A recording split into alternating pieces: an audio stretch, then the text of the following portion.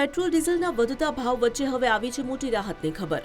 યુએઈએ એક નવું પગલું ભર્યું છે, જેના કારણે ભારતને હવે હોર્મુઝ સ્ટ્રેટ વગર પણ ક્રૂડ ઓઇલ મળી શકશે।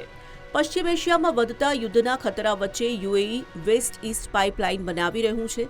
આ પાઇપલાઇન અબુધાબીના હાબશાન ઓઇલ ફિલ્ડથી સીધી ફુજેરા પોર્ટ સુધી જશે। ખાસ વાત એ છે કે ફુજેરા પહોંચવા માટે હોર્મુઝ સ્ટ્રેટમાંથી પસાર થવાની જરૂર નહીં પડે।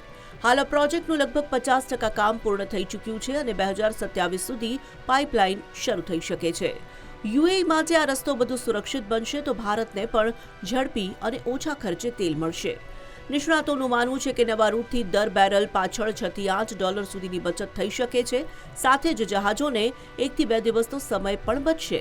ભારત યુએઈ પાસેથી મોટા પ્રમાણમાં ક્રૂડ ઓઇલ ખરીદે છે, તેથી જો આ યોજના સફળ થાય તો લાંબા ગાળે પેટ્રોલ ડીઝલના ભાવમાં પણ રાહત મળી શકે છે।